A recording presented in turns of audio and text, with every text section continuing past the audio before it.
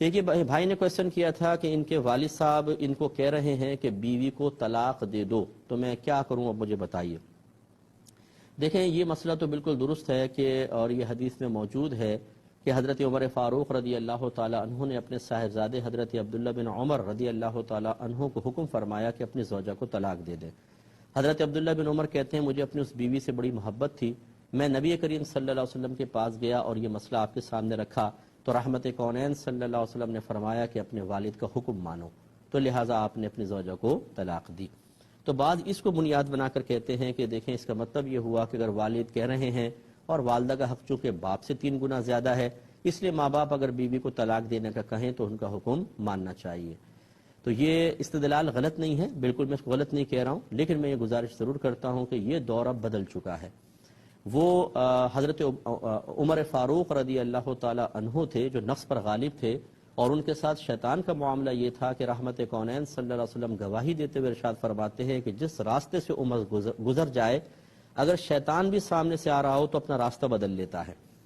اور وہ صاحب علم بھی تھے، نبی کریم صلی اللہ علیہ وسلم، بخاری کی روایت ہے، آپ نے ارشاد فرمایا رات میں نے خواب میں دیکھا کہ مجھے دودھ پیش کیا گیا، میں نے اس دودھ کو پیا تو میں نے اس کی سیری اور تراوٹ کو اپنے ناخنوں تک محسوس کیا، یعنی پورے بدن میں سرایت کر گیا، اور پھر جو بچا ہوا تھا وہ میں نے عمر کو دے دیا۔ پوچھا گیا رسول اللہ صلی اللہ علیہ وسلم دودھ کی تعویل کیا ہے، اس کی تعبیر کیا ہے؟ آپ نے فرمایا علم،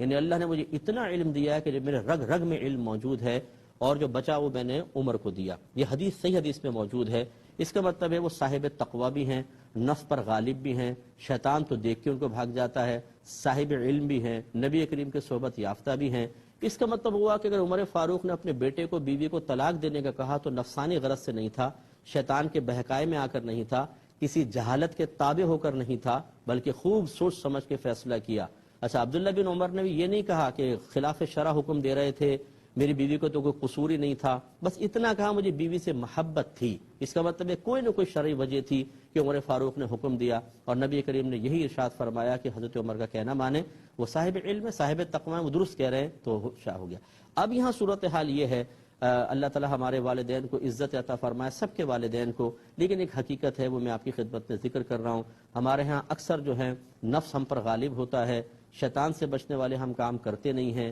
علم دین ہم نے سیکھا نہیں ہوتا، چھوٹی چھوٹی باتوں پر ہم ہائپر ہو کر اپنی نفسانی خواہشات کو غالب کر کے احکام شرع کو پامال کرنے کے عادی ہوتے ہیں۔ یعنی بعض اوقات ہوتا ہے بہو کو طلاق دے دو، کیوں؟ اس نے مجھے شام کو چائے بنا کر نہیں دی تھی، مجھ سے بلند آواز سے بات کی تھی، میں نے دروازہ بجایا تھا 2-3 دفعہ، اس نے اندر سے جواب نہیں دیا، طلاق دے دو اس کو۔ ایسی چھوٹی چھوٹی باتوں پر اگر شوہر اپنے ماں باپ کا کہنا مان کر بیوی کو طلاق دے، یہ ظلم عظیم ہوگا۔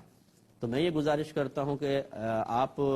جو بھی صورتحال ہو، فوری طور پہ فیصلہ کرنے کے بجائے کسی اچھے مستند مفتی صاحب کے سامنے دونوں کا موقف رکھ کر پھر ان سے فیصلہ کروائیں اور عمل کریں، لیکن اس سے پہلے عمل پیرا نہ ہو جائیے گا۔ کوئی اگر یہ حدیث بیان کر دے اس کی روشنی میں، یہ ہو سکتا ہے کہ ماں باپ کسی نفسانی خواہش کے تابع ہو کر، شیطان کے بہکاوے میں آ کر، اپنی جہالت میں مبتلا ہو کر کسی کی بچی کو طلاق دلوا دیں، تو یہ ایک ظلم عظیم ہوگا، اور یہی والدین ہوں گے جو میدان معاشر میں کسی کی بچی پہ ظلم کروانے کی وجہ سے قابل گرفت ہوں گے، اور آپ چونکہ اس کا سبب بنے کیونکہ آپ نے بغیر سوچے سمجھے صرف ان کا حکم مان کے کسی کی بچی کو مسلسل پوری زندگی کے عذاب میں مبتلا کیا، اسے مطلقہ کر دیا، تو اب آپ کا بھی حساب و کتاب ہوگا۔ لہٰذا یہ ارادہ نہ کریں کہ میں ماں باپ کی نافرمانی کر رہا ہوں، بلکہ یہ ارادہ رکھیے کہ میں اپنے ماں باپ کو میدان محشر کی گرفت اور ذلت اور ندامت، پچھتاوے، رسوائی سے بچانا چاہتا ہوں، اس لیے میں فوری طور پہ عمل نہیں کر رہا ہوں، بلکہ کسی اچھے مستند مفتی صاحب سے مشورہ کروں گا، اس کے بعد اگر یہ صحیح کہہ رہے ہیں تو طلاق دے دوں گا، اگر ان کا موقف غلط ہے تو پھر میں دائرہ ادب میں رہ کے پاؤں پکڑ کے ان کو راضی کروں گا، لیکن ان کی بات پر فوری طور پہ عمل کر کے کسی کی بچی پر ظلم کر کے انہیں اور اپنے آپ کو میدان محشر کے حساب کتاب کے لیے تیار نہیں کروں گا۔ مجھے امید ہے آپ میری بات سمجھ گئے ہوں گے۔